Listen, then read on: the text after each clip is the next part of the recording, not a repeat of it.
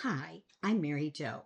And yes, I have been a nurse for over 50 years. Isn't that amazing? And I have lost over 100 pounds as a postmenopausal woman. How is that possible? Well, more importantly, I have reversed such chronic diseases in my life as migraines, heart disease, hypertension, type 2 diabetes, and a, a host of upper respiratory infections, to name a few, all gone. I rarely, if ever, get sick. It's fabulous. In fact, usually when it comes to getting sick, I'll start to feel kind of like a little scratchy throat or a runny nose, and it's gone. Isn't that delightful? You don't have to get held up by it. You go charge out into the world and do whatever it is you want to do with yourself. However, the name and title of this particular conversation is Addiction to Food. I would like to tell you that, yes, indeed, I am a recovering food addict. And I mean, it is just like other addictions, a day by day event in your world.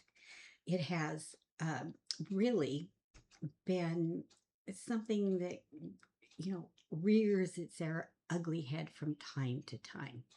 So if you feel that way, first off, do not become disillusioned with any changes you're trying to make. It's okay. We all go forward and backward all the time. It's called being human. Now, you will hear authorities saying, you cannot be addicted to food. You need food to survive. So, how ridiculous is that? Well, that's true. You do need food to survive. However, do we eat real food? Or do we eat a conglomeration of chemicals, probably fairly high in salt, oil, and sugar? Now, even if it says on the package, all natural, you know, um, I'm trying to think of something that we all might concur is not the healthiest thing in the world to eat. Not that we won't choose to eat it from time to time. So something like, I'm sorry, um, chips. I kept wanting to say a brand, and I'm trying not to. So let's say chips. We could say cookies, whichever way you want to look at it. So if you go to the store and you buy a bag of chips or you buy a bag of cookies, have you read the labels? Can you pronounce half of the ingredients in there? So one thing, I actually heard it on the news as a young woman, probably in my 30s, about how food manufacturers were hiring scientists to find delicious taste to addict the palate of the consumer for the purpose of selling more product. Now, at that point in my life, don't know why I felt this way, but I said, wow, that's a smart idea. And yes, there is that brand of potato chips that used to say you can't eat just one. Tell you the truth, I'm not that fond of potato chips, but when you start eating that oily salt stuff, yeah, bring it on. Give me more. Oh gosh. Am I ever sick the next day if I choose to do that? So, that being said, do you think real food that is meant to nurture our bodies is going to make us sick that evening or the next day? Are we going to bloat to be uncomfortable and have to loosen our belts because we can't hardly move? Well, I don't think that's how it's supposed to work. So the reality is there are a lot of processed foods out there, maybe not 100%, that are made to addict the human palate so that you will, enjoy it so much. You know what? When I was teaching at a school of nursing, and one of my students happened to be, um, her father was in the Air Force. So she had lived all over the country. I mean, I probably knew her at age 20, 21. And here, this girl had had way more experiences than I have done in terms of other cultures, which I think is absolutely marvelous, don't you? But she said Americans make the best food on the planet. And I thought, well, that's interesting. And then I think about it. I have family members that absolutely adore Taco Bell. I don't really know why, but they do. And I want you to understand, because whenever a food talk is commenced, if you will, and if anybody's talking kind of in terms of what I like to talk about is plant-based eating, a high nutrient style, um, people get very offended, upset, if you say anything about diet and weight and they're overweight. They're mortified, they're embarrassed, and they are angry. And I understand that because I came from that. I wish I had a picture to show you, but I did avoid the camera something fierce when I weighed 100 pounds more than I do now. In fact, we took our children on vacation once, and one of the kids was in a stroller, and we're wandering around this beautiful amusement park, and there's a little girl not that far into the distance that giggles and says to her mom, "Hey, Mom, look at that really fat lady over there in the red shirt." Guess who she was referring to? Yes, she was talking about me. And that was rather humbling and embarrassing as well. So a lot of people get very upset and distressed over certain food conversations. So first off, this is all about you and your life. And what you should do is what resonates with you, with what makes sense to you, with how you want to live your life, how you want to experience life, how you want to improve your life situation so that it becomes the best life for who you are, where you live, that you can create. Then I say you go for it. It doesn't matter. It really doesn't matter what anyone else does or says. So you might say, well, what the heck are you doing on YouTube, Mary Jo? Well, I have had such an experience, such a wonderful change and capability in life in my 70s that I just want to shout to the rafters. This is great. I have been given back health. I have slimmed down. I feel comfortable in my own body. It's wonderful. But one of the things I do recognize when I think back upon my past is how much of what happened to me is not my fault. So if you're listening and you're concerned about your weight, which you don't have to be, by the way, or you have a chronic illness, and many adults have 2 to 4 chronic illnesses in the United States, and you don't like it. I mean, who wants to be have their finger poked all the time for their blood sugar or have to give themselves insulin injections? That is really not any fun whatsoever. Who wants to reassess their blood pressure and take drugs, and sometimes 3 or 4 different drugs, trying to sustain a more normative heart rate with an adequate blood flow through the heart and out into the circulation for oxygenation purposes, and not pass out or not have extraordinarily high blood pressure or not have an extraordinarily high pulse rate. I mean, when illness takes place, some negative consequences occur. And you know what? You just don't feel good. People look at me, especially when I go to places like Orange Theory to exercise, and sometimes they say, "Can I ask you how old you are?" And so I say to them, I have a birthday in about a month, and on that date, I will be 74 years young. You know what? I am shocked. I've been walking around this planet Earth for that long. How in the world did that ever happen? I am totally amazed by life and where it brings you and what you can learn from it and what you can become from it. Isn't It's all so exciting, you know? So don't let anybody take your joy away.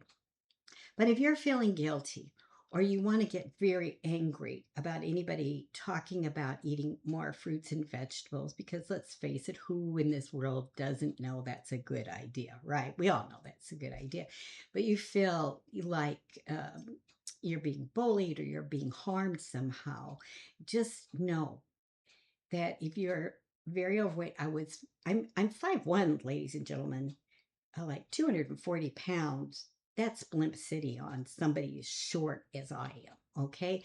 So I want you to understand that I finally came to realize something, and that is try not to feel bad. Don't ever feel bad about who and what you are. The source within you loves all that you are as you are now.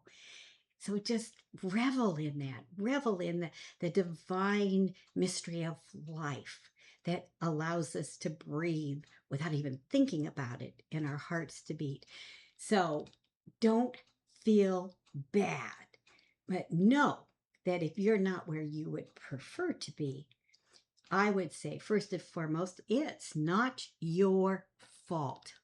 Yes, they make food to be highly addictive, and you eat something that's addictive. Part of what happens is the pleasure response of your body upon ingestion releases dopamine into your bloodstream, which is going to give you a dopamine high and make you feel good. So maybe it was 5 potato chips. Ooh. And then you got busy and did other things. Well, the next time you want to feel that way, and you do want to feel that way, you're going to need to not only eat 5 potato chips, you might need to eat 8. And the next time, to get the same sort of bodily response of pleasure, you have to eat 10 or 15 or 20. I think you see where I'm going with this. So if you're someone like I was once upon a time, I had a baby in the house. I remember that. I totally worn the baby out walking outside. The child was sound asleep. And instead of eating dinner, this is just disgusting. I can't hardly believe I'm telling you this. I found this super gigantuous 3-pound thing of Doritos. And I sat and watched that movie and I ate the whole thing. Uh, I have no idea why I wasn't upchucking afterwards between the salt content and whatever else is in there. I should have been quite sick, but I guess I got acclimated to it. Well, how can anybody do something like that? Well, perhaps the fact that every time you're exposed to this type of taste pleasure, your dopamine is invoked, but then some of your receptors seem to just get used up. So, to get the same pleasure response, you have to ingest even more. I mean, the same thing is true of heroin and cocaine. It's it's cigarettes. I mean, it's true across the board. Alcohol addiction, same thing. And so we seek for that feel good place and can accidentally, without realizing it, totally abuse our own selves. Unfortunately, if you're not going to provide nutrients to your body eventually will rebel and begin to break down. It's really interesting because you can eat something that is highly processed, full of chemicals, not meant to nurture the human body. But when you eat it, you don't drop dead. You don't even necessarily feel bad right away. So we dismiss the fact that it may not be a good idea to eat that because nothing really happened. Now continue that over and over and over and over and over and over again. And at some point in time, we do stop eating. So if you're ingesting, as I was doing, this is embarrassing. I'm a nurse. I should know better. My non nursing sister, Bernadette, knows better. I can tell you that, but not this idiot.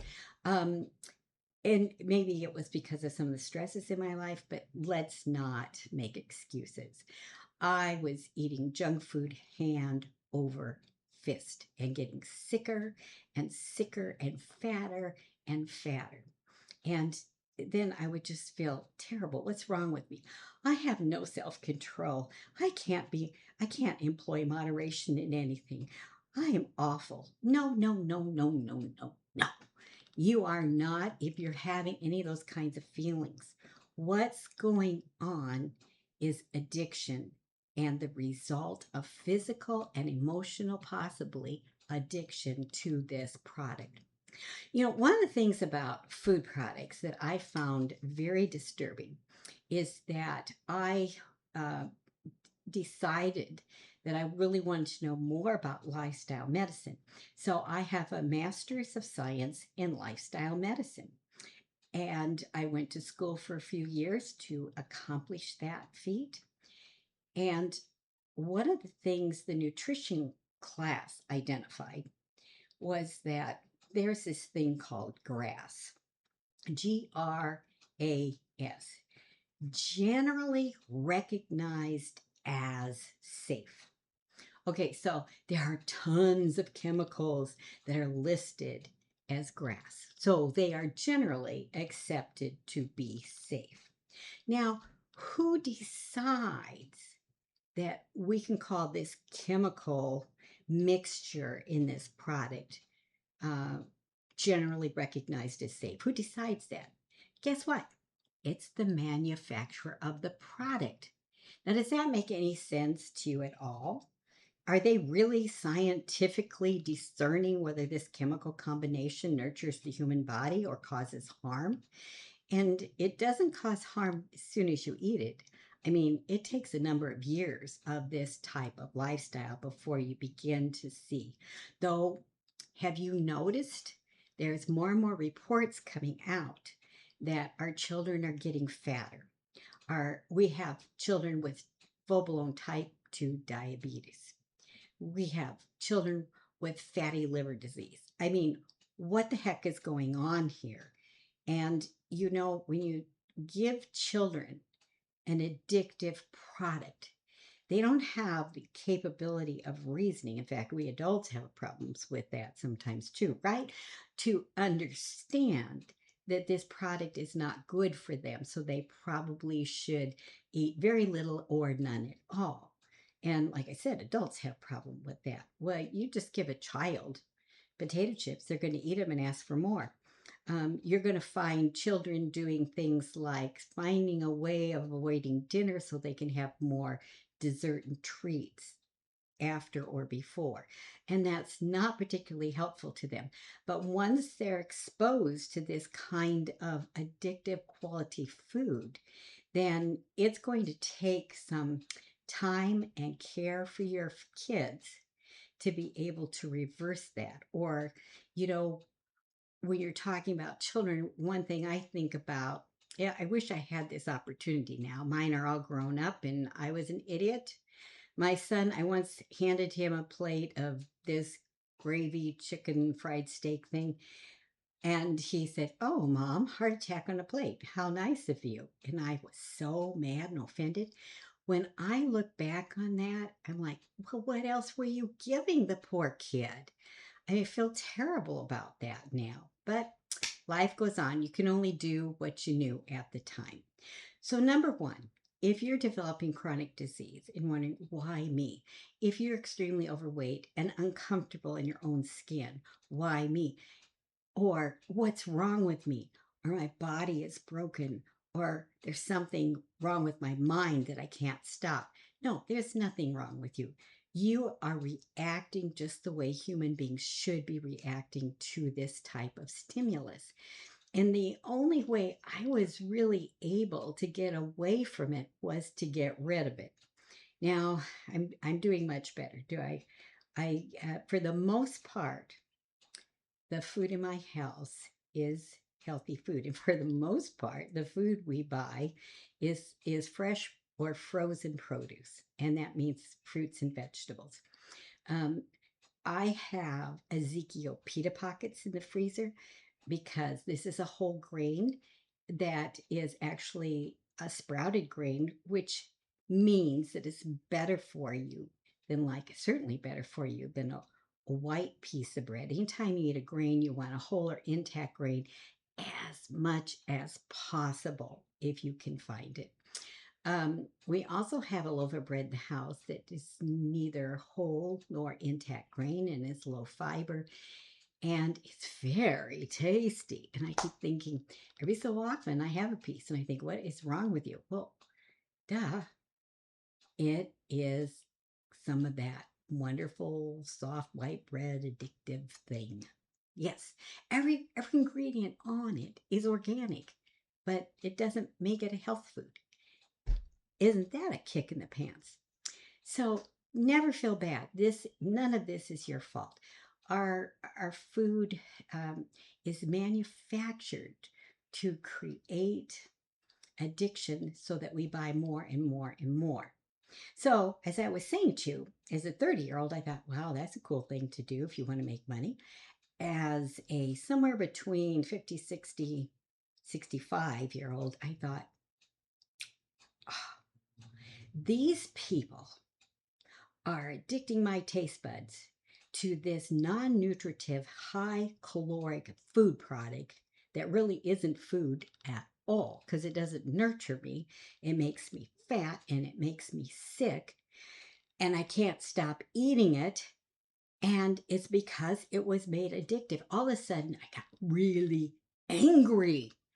I am working as hard as I can work. I sometimes am working overtime. I've been known to work 2 jobs. Now, am I working 2 jobs just to support an eating habit? No. But I'm working my tail off to create more money for my family. And I am using too much of it for this addictive, low quality, not really food junk that we find edible. Isn't that crazy? So, people say, well, what helped you change? Number one, I was really uncomfortable in my big form. I was not very energetic and I was always sick. I had chronic headaches. I mean, it was not fun. Never want to go back to that ever again in my life. And as I said once before, I went into a bookstore and I was praying, and I had meditated previously, and this book literally fell off the shelf onto my foot. And I am sure that that was the universe synergistically helping me out, because it was Dr. Joel Furman's second edition of Eat Eat to Live. He has two. He has another one that he wrote more recently called Eat for Life. But at the time, this was the primary Joel Furman book that was available in the bookstore. And it just spoke to me. The science of it just made so much sense. I said to my other part, we have to start doing this. Unfortunately, my children are already gone from the house. I wish not, but they were. Anyway, so we started doing it. It didn't taste all that great to begin with, but you learn how to use different spices and herbs, and well, you just learn all sorts of things. Do you know what the hardest food product for me to give up was? I'm shocked because I'm a chocoholic. The hardest thing for me to give up was not candy, not cookies, not chips. Nope. Not Diet Coke. Nope. It was, drum roll please, do, do, do, do, do. It was cheese. Cheese. And I kept thinking cheese must have some redeeming value. I'm really sorry to tell you, but it does not. To keep these cows pregnant, they have to give them an awful lot of hormones. So they have their own endogenous hormones, plus all this extra added stuff, and oftentimes growth hormones on top of that. So we get a product that's tainted with all these hormones. We get a product that is meant for a calf, not a human being, because the calf needs to grow big and fast. We don't. We grow more slowly and more complexedly, if you will. So, of course, you imbibe in a food that's supposed to make you grow, grow, grow, grow, you're going to get fat. No two ways about it. Isn't that crazy? But that's the truth of the matter. So cheese is not only a milk product, but it also contains an exorbitant amount of salt. So now you have several different things keying off your taste buds.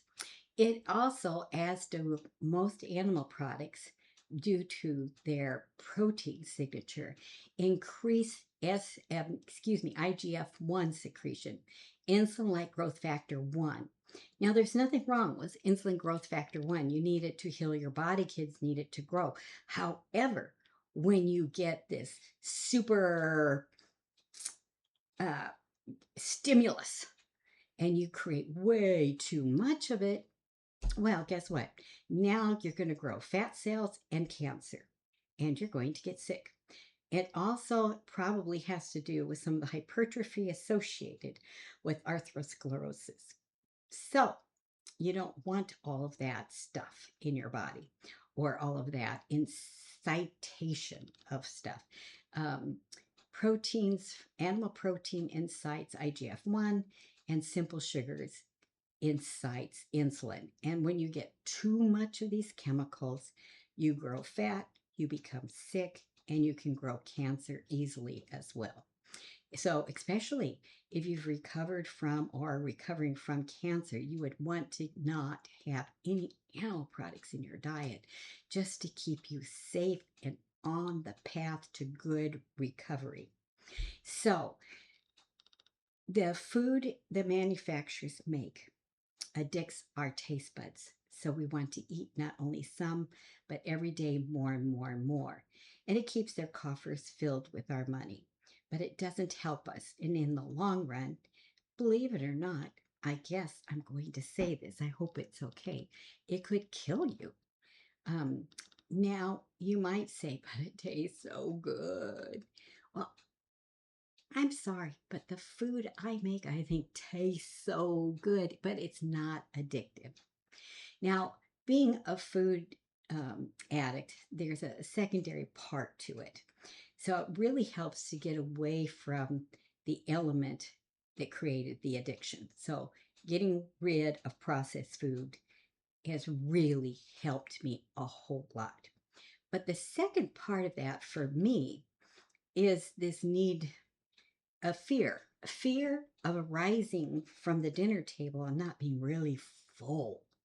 So sometimes that begs me to overeat, and that is not good.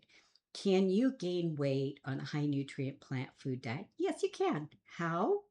Well, gosh, you got to eat a whole lot of food. I mean, a whole lot of food. But when one is driven to make sure they're really, really full before they stop eating, that might cause you to place too many, for lack of a better vocabulary word, let me just say, too many calories for where you are in life and what you can burn off in life. So, for anyone out in the audience that would like a change in their life, to be healthier, thinner, I mean, most of the time I've lost weight without any problem whatsoever. Right now, I should lose another 10 pounds. Now, why do I say that? Because I do have a residual problem from my years of inappropriate self care, and they are sore knees, particularly on the left side.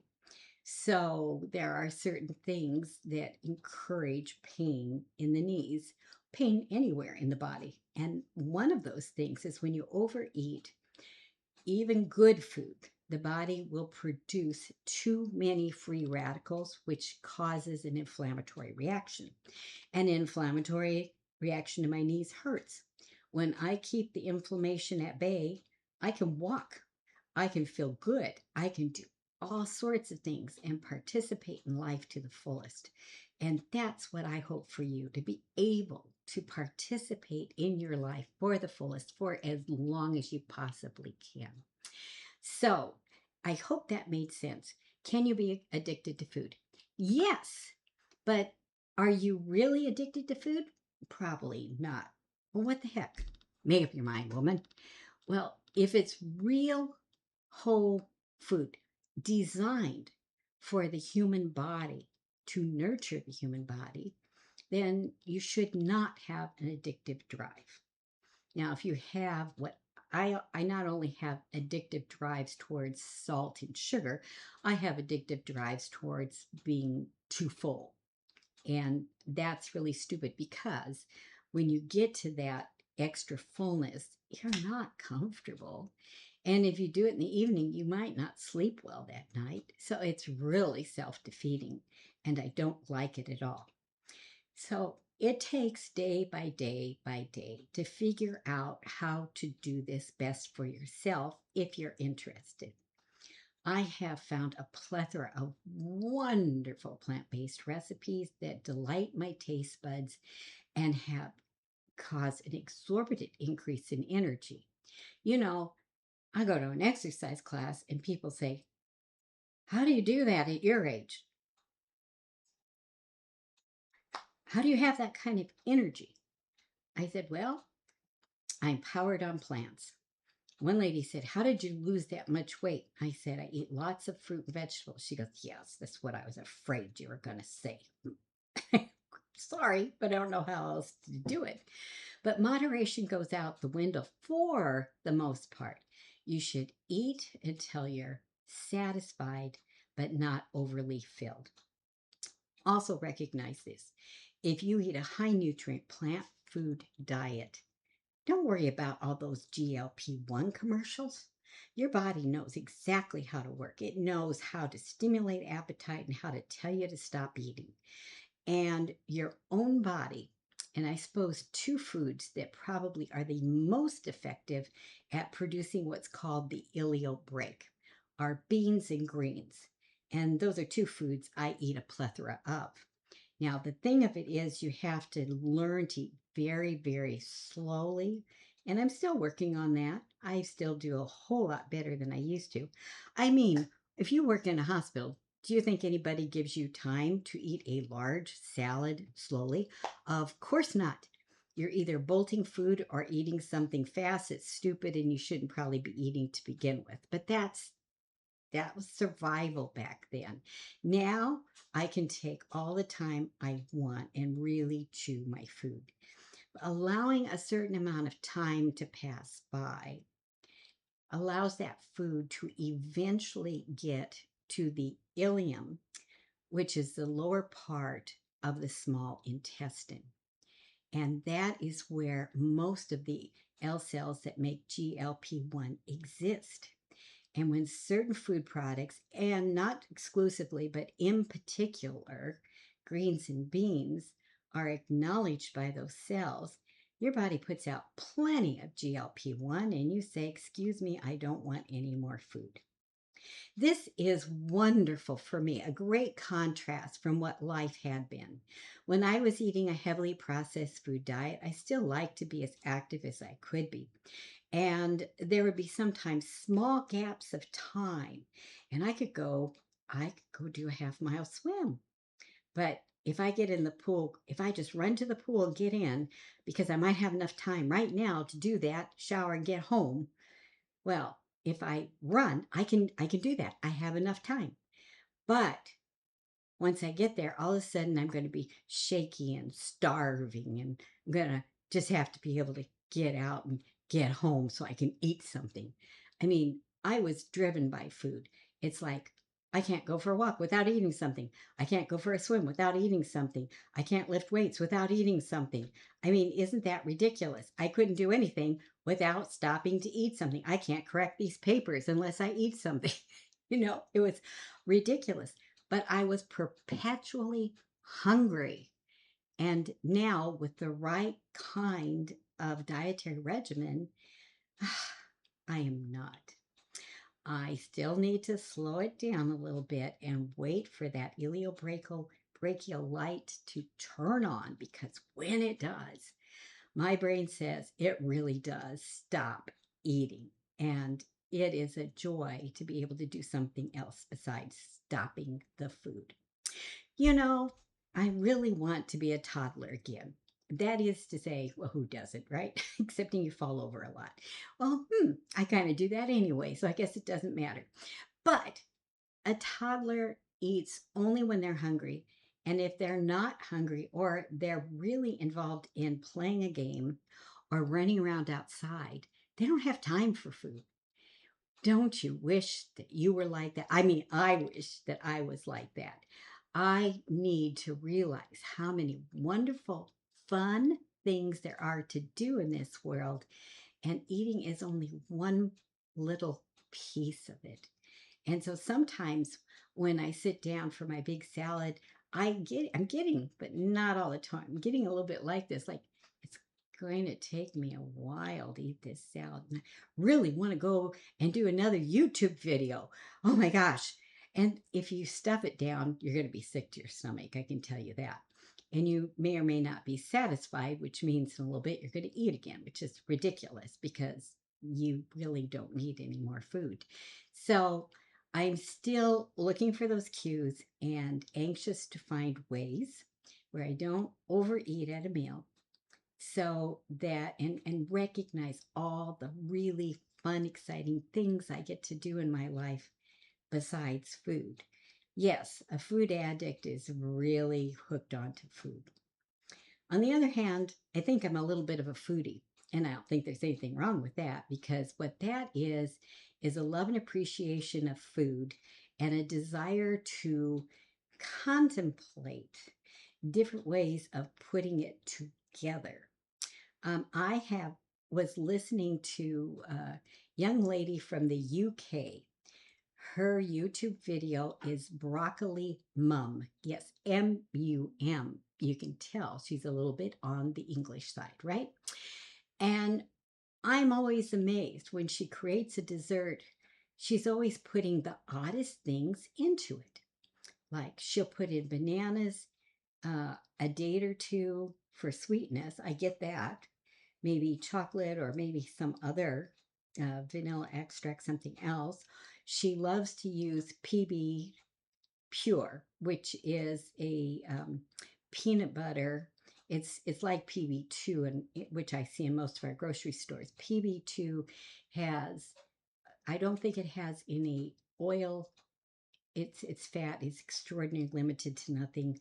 It has no extra sugar or salt in it. And the other types of ground peanuts in the store may have a little sugar or a little salt in them. So you really just have to read the labels. She loves to put that in everything. She says it gives it a buttery taste. And since she said that, I started doing a little bit more of that just to see if it did. Anyway, she will create a chocolatey cake, cookie, what have you. And in the midst of what she's mixing together, she'll probably put in chickpeas and cauliflower or broccoli. She's fabulous because she likes to eat sweet things, and she likes to find a way of adding cruciferous vegetables to whatever she's creating. She's really quite an entertaining lady. I get a big kick out of her. So, anyway, here's to you. I hope that there is something in this video that will help you in your journey of life. But remember, what's important is you and what you want, not what anybody else wants of you. Yes, a really hard part of life is we feel this need to please others.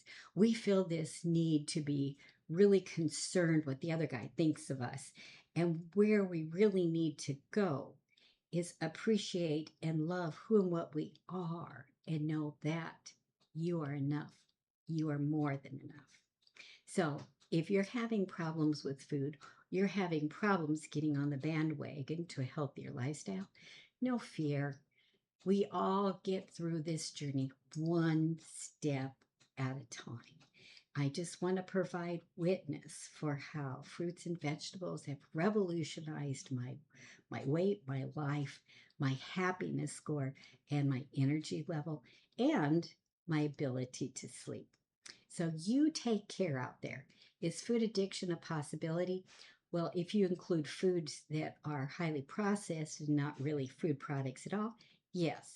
If you're talking apples and green beans, not likely, unless you have this need, overpowering need to have this really full sensation. Then you could imbibe as a surrogate, if you will, in too many apples or something like that.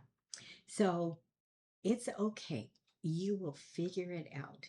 I happen to love my current life situation.